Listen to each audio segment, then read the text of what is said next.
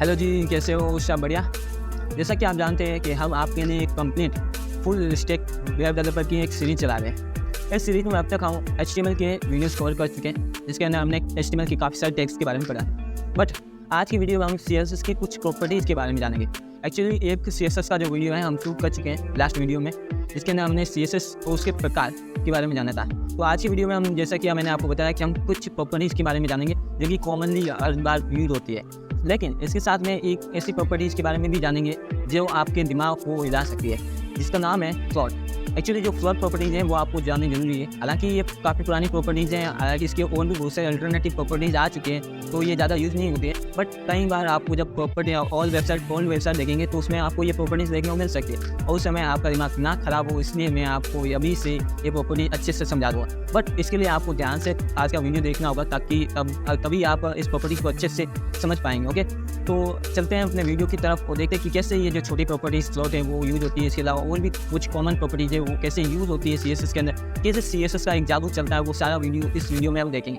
But इससे पहले आपसे एक रिक्वेस्ट है छोटी सी, कि प्लीज़ इस चैनल को सब्सक्राइब कीजिएगा। अगर आप एक नए यूजर्स हैं यानी व्यूअर्स हैं, तो प्लीज़ इससे क्या होगा कि मुझे मोटिवेशन मिलता है, ताकि मैं आपको और भी आगे वीडियोस लेके आऊँ। क्योंकि अगर आप मोटिवेशन देंगे तभी मैं आपके लिए एक मस्ट की भी सीरीज़ लेके आ पाऊँगा। तो प्लीज़ सपोर्ट कीजिएगा और चलते हैं अपने लैपटॉप की स्क्रीन पर और देखते हैं कि कैसे हम जो कुछ कॉमन प्रॉपर्टीज़ हैं, साथ में जो फ्लोट प्रॉपर्टीज़ कैसे यूज की जाती है। Let's go.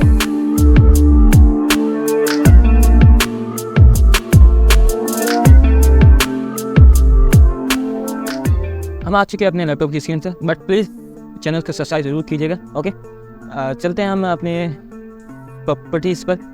जो CSS प्रॉपर्टीज़ होती है, एक्चुअली जो हैं CSS प्रॉपर्टीज़ बहुत सारी होती हैं। सो मैंने यहाँ पर लिखा है, there are many CSS properties that can be used to style a company website. Okay, here are some of the most common ones. मैंने यहाँ पर कुछ कॉमन जो सबसे ज़्यादा यूज की जाती है प्रॉपर्टीज़, उनके बारे में लिखा है।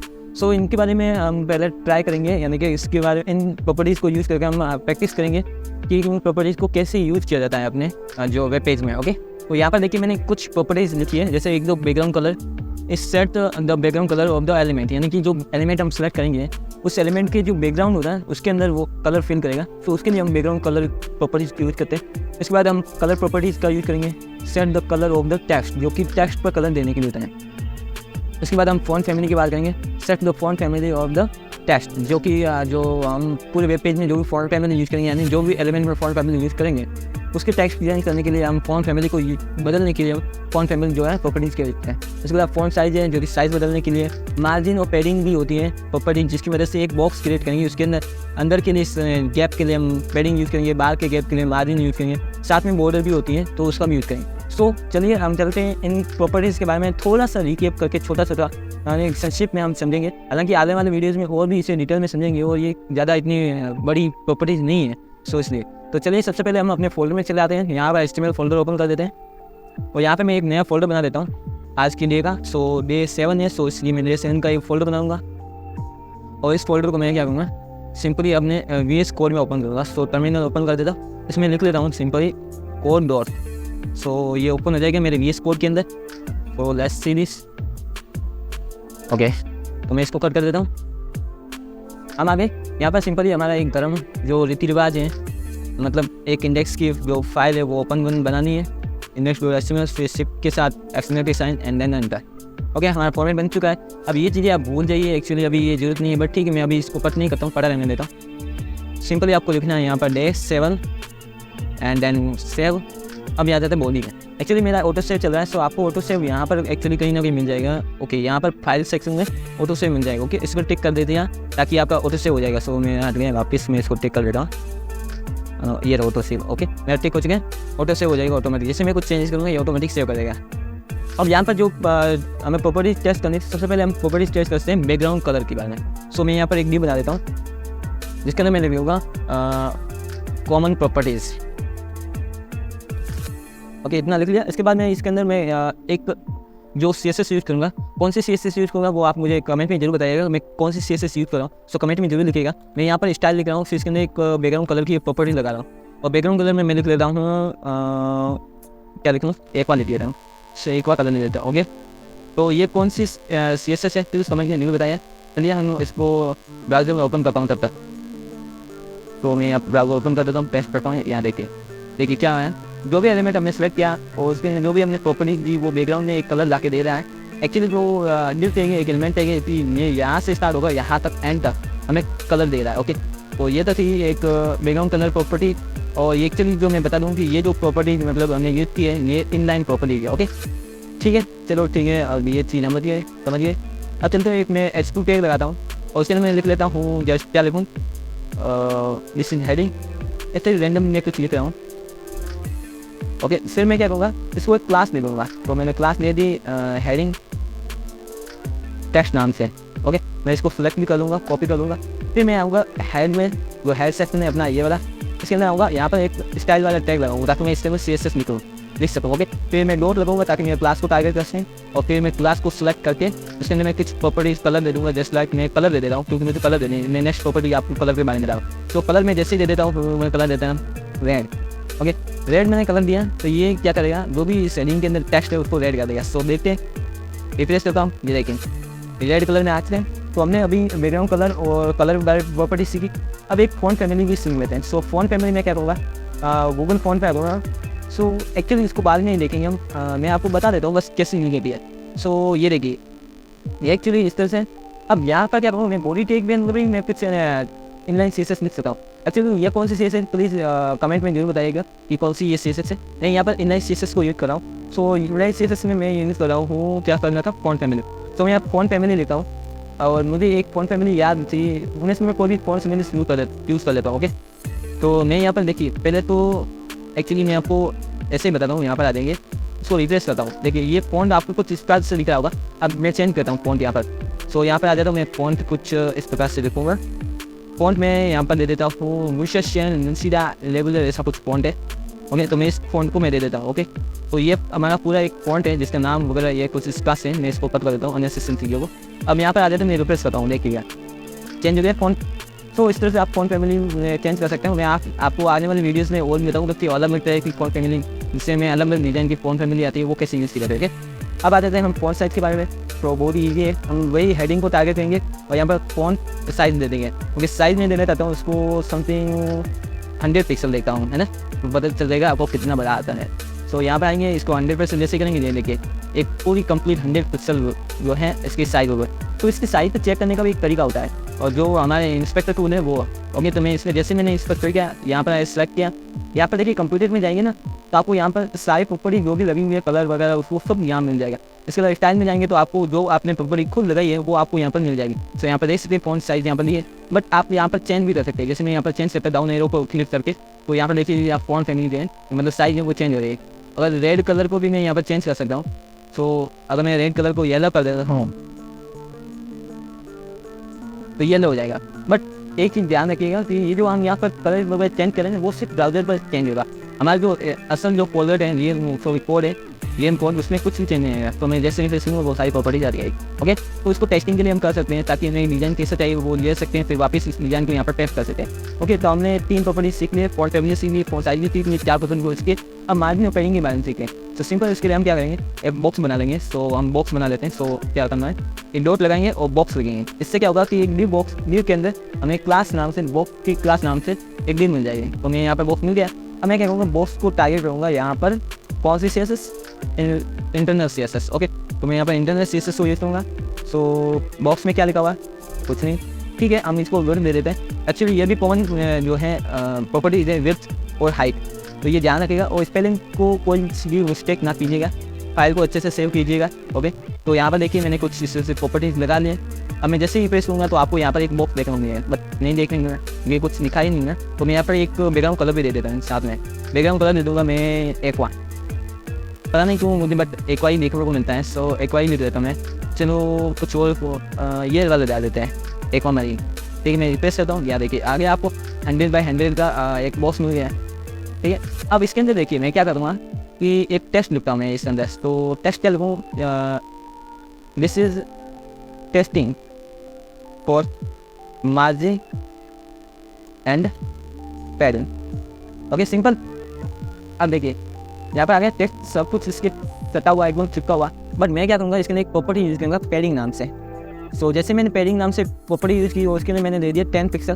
तो ये क्या करेगा, चारों तरफ से 10 पिक्सल की एक मुझे गैप ला कर देगा। सर देखिए यहाँ पर आ गया गैप चारों तरफ से, बट जो बॉक्स की साइज़ है वो 100 पिक्सल ही रही है। सो जो हमने एक्स्ट्रा जो 10 पिक्सल ऐड की थी वो एक्चुअली बाहर एक्सपोर्ट हो चुकी है, बाहर आ चुकी है, इसलिए बॉक्स थोड़ा सा बड़ा हो गया। अब मैं क्या करूँगा, एक मार्जिन प्रॉपर्टी यूज करूँगा। अब पैडिंग तो अंदर की तरफ गैप लाने के लिए थी, अब मार्जिन यूज करूँगा तो ये बॉक्स है ना उसके चारों तरफ एक गैप आ जाएगा। सो मैं ट्राई करके दिखाता हूँ कैसे होगा। सो मैं मार्जिन लिखूँगा और यहाँ पर भी मैं 10 पिक्सल एक गैप जो है वैल्यू दे देता हूँ। देखिए आगे बॉक्स, यहाँ पर भी चारों तरफ आपको गैप मिलेगा। सो मैं इसको इंस्पेक्ट में दिखाता हूँ। मैं पेंसिल बटन पर क्लिक करूँगा और उसको सेलेक्ट करूँगा। देखिए अब जैसे मैं इस पर सेलेक्ट कर रहा हूँ, देखिए सबसे अंदर ब्लू दिख रहा है जो कि एक रियल इसका जो एरिया था, उसके बाहर थोड़ा ग्रीन दिख रहा है जो कि हमारा जो है हमने पैडिंग दी थी वो है, और उसके बाहर भी एक और बॉर्डर दिख रही होगी तो 10 पिक्सल की है, वो एक्चुअली क्या है, मार्जिन है। सो इसको अब आप क्या करना है, सेलेक्ट करना है और कंप्यूटर में जाना है। यहाँ देखिए आपको दिख रहा होगा 100 बाई 100 का बॉक्स है, 10 पिक्सल की पैडिंग है, बॉर्डर कुछ नहीं है, मार्जिन यहाँ पर 10 पिक्सल दिख रहे हैं। तो इस तरह से ये प्रॉपर्टी भी यूज़ कर सकते हैं, पैडिंग और मार्जिन। साथ में आप बॉर्डर की बात करते हैं तो हमने जो बॉक्स बनाया था इसकी एक बॉर्डर भी बनाते हैं। सो बॉर्डर बनाने के लिए आपको सिंपल लिखना है बॉर्डर, फिर हमें कितने पिक्सल की बॉर्डर चाहिए तो हम 2 पिक्सल की बॉर्डर लेंगे। अब बॉर्डर किस प्रकार की चाहिए, डैश चाहिए या फिर सॉलिड चाहिए, वो चीज़ इस प्रकार से। तो मैं यहाँ पर लिख लेता हूँ सॉलिड, ठीक है, यानी कि एक लीनियर टाइप की लाइन मिल जाएगी। और कौन सी टाइप की, किस कलर की चाहिए तो हमें चाहिए रेड कलर की। ओके, तो 2 पिक्सल की सॉलिड रेड कलर की बॉर्डर चाहिए। सो मैं यहाँ पर जैसे रिप्रेस करूँगा इसके ऊपर एक बॉर्डर मिल जाएगी सी। ओके, और ये 2 पिक्सल की ही होगी एक्चुअली। जब मैं आप एक्चुअली स्टाइल कंपोनेंट में जाऊँगा कंप्यूटर में, यहाँ पर देखिए ओके क्या हाँ सेलेक्ट नहीं हुआ। सो मैं इसको सेलेक्ट करूँगा एक बार के लिए और सेलेक्ट किया। यहाँ पर देखिए 2 पिक्सल की बॉर्डर आ गई। इस तरह से आप इन कॉमन कुछ जो प्रॉपर्टीज़ उनको यूज़ कर सकते हैं। हम इन प्रॉपर्टीज़ को आगे भी बार बार यूज़ करेंगे, तो इसलिए मैंने आपको यहाँ पर इस प्रॉपर्टीज़ के बारे में मैंने आपको पहले ही बता दिया। ओके ठीक है, अब चलते हैं हम नेक्स्ट स्लाइड पर, देखते हैं कि क्या हमें सीखने को मिलेगा नया।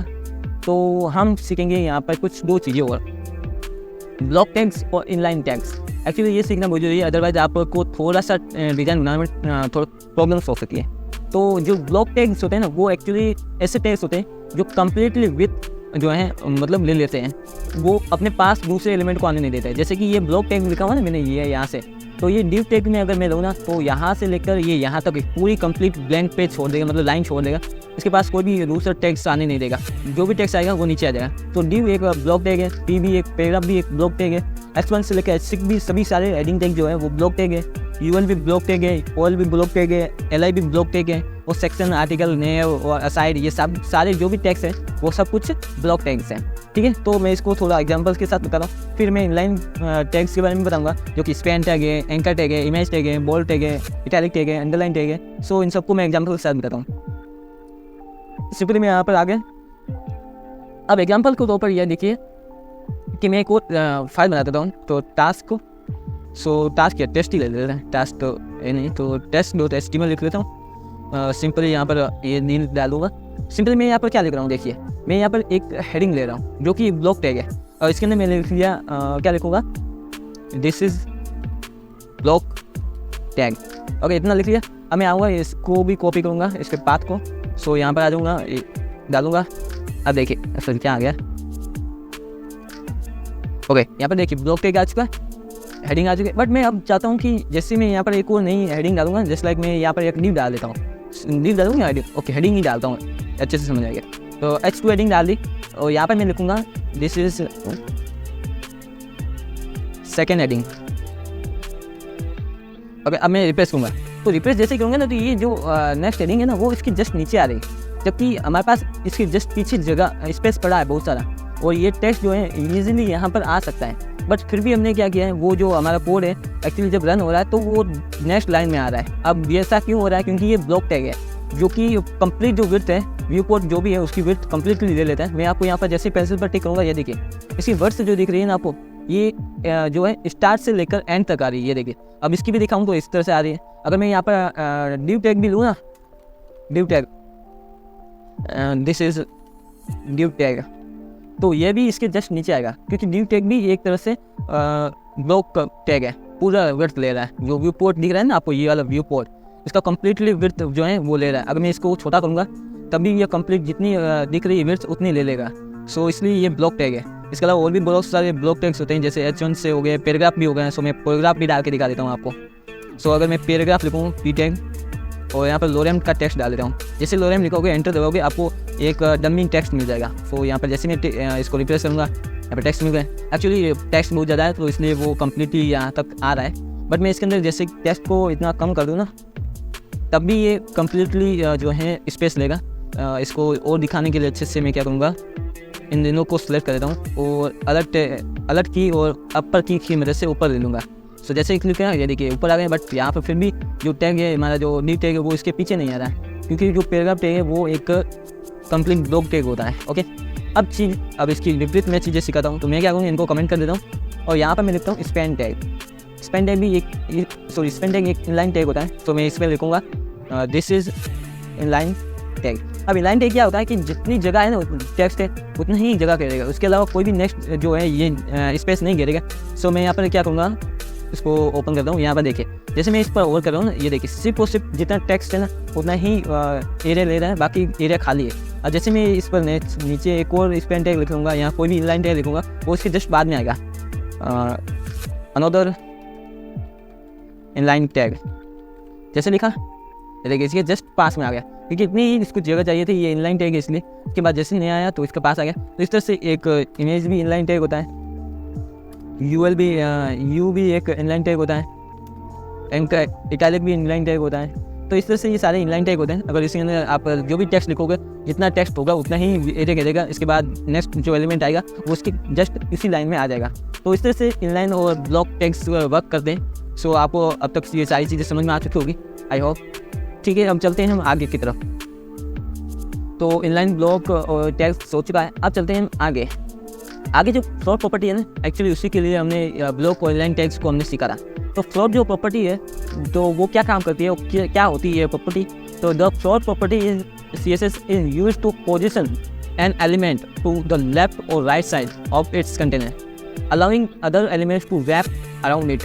This creates a side-by-side layout without using absolute position. मतलब ये जो फ्लोट प्रॉपर्टी है, इसकी मदद से हम क्या कर सकते हैं, जो भी आपने जो एक कंटेनर बनाया है उसके पास अगर साइड में जगह है, जैसे ये एक मतलब हमारा एलिमेंट है और ये डिव से बनाया हुआ, डिव क्या करता है, कंप्लीट एक विड्थ ले लेता है। बट मैं चाहता हूँ कि इतनी तक ही गैप आए, मतलब हमारा स्पेस घेरा जाए, बाद में जो भी स्पेस खाली है उसमें एक और नया जो एलिमेंट है वो आ जाए, यहाँ पर जो पैराग्राफ एलिमेंट है वो यहाँ पर आ जाए।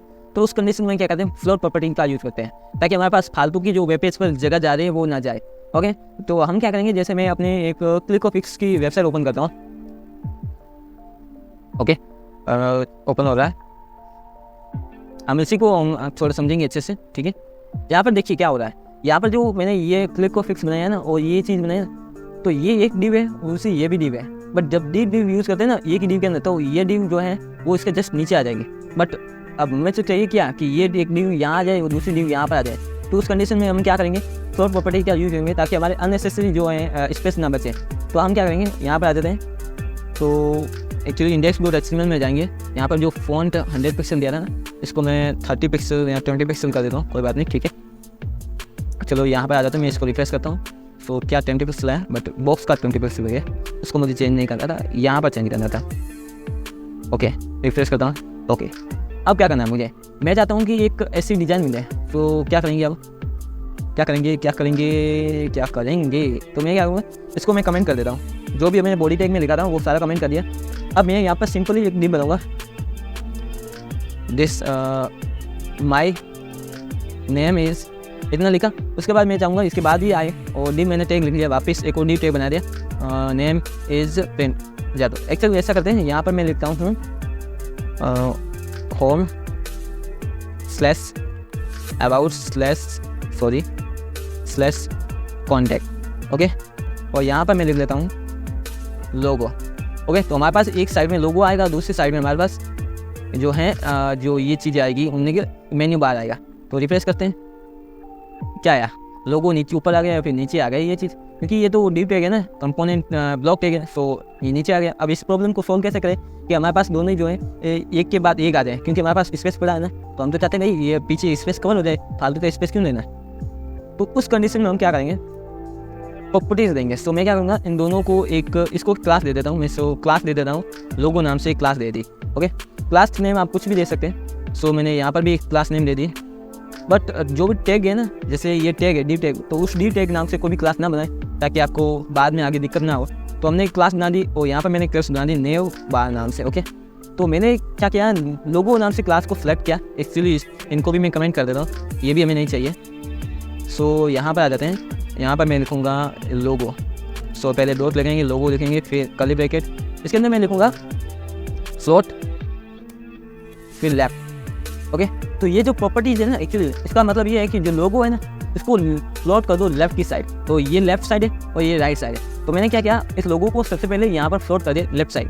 तो मैं रिफ्रेश करूँगा तो कुछ भी आपको ज़्यादा डिफरेंस नहीं देखने को मिलेगा। एक्चुअली ये तो डिफरेंस हो गया, बट क्योंकि फ्लोट प्रॉपर्टी जो है इसने इसको एक इनलाइन ब्लॉक बना दिया और इसने वो इसको इसे यहाँ पर साइड में लेफ्ट साइड अलाइन कर दिया। बट जो भी हमारे पास प्रॉपर्टीज आ चुकी है वो जो एलिमेंट नेक्स्ट एलिमेंट था वो जस्ट इसके पीछे आ गया।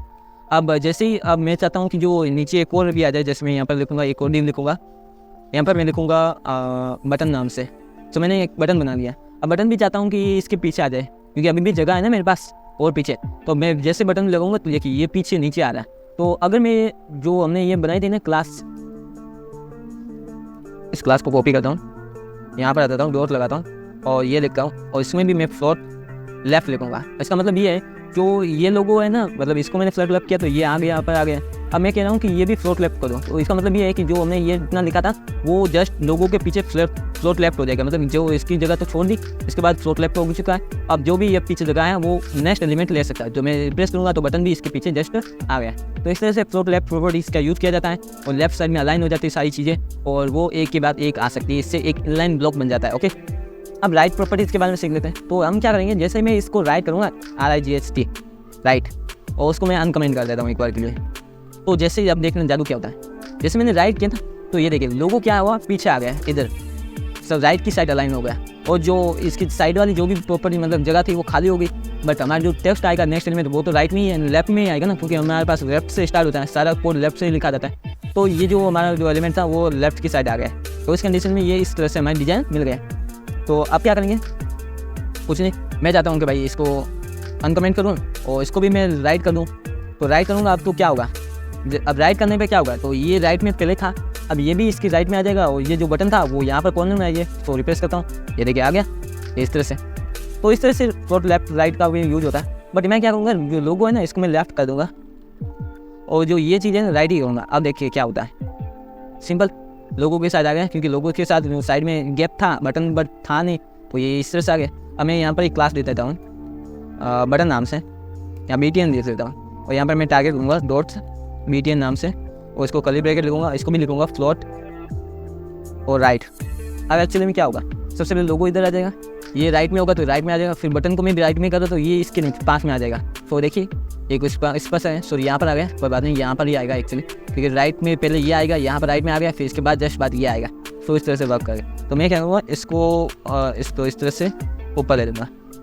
तो हमें क्या है, एक डिज़ाइन मिल गई। देखिए जो डिज़ाइन हमने यहाँ पर बनाया, जैसे यहाँ पर लोगो, फिर यहाँ पर मेन्यू बार, यहाँ पर बटन आया तो यहाँ पर टैग दिया लगा दिया, तो इस तरह से एक डिज़ाइन मिल गया। तो आगे जो हम डिज़ाइन बनाएंगे जो इस तरह से ही बनाते हैं ताकि हमारे अननेसेसरी जो है स्पेस ना खा जाए हो जाए, तो इसलिए हम फ्लोट प्रॉपर्टीज़ का यूज़ कर सकते हैं। तो आई होप आपको ये सारी चीज़ें अच्छे से समझ में आ गई, फ्लोट प्रॉपर्टी कैसे वर्क करती है, इसके अलावा जो ये बेसिक जो प्रॉपर्टीज़ होती हैं वो कैसे वर्क करती हैं।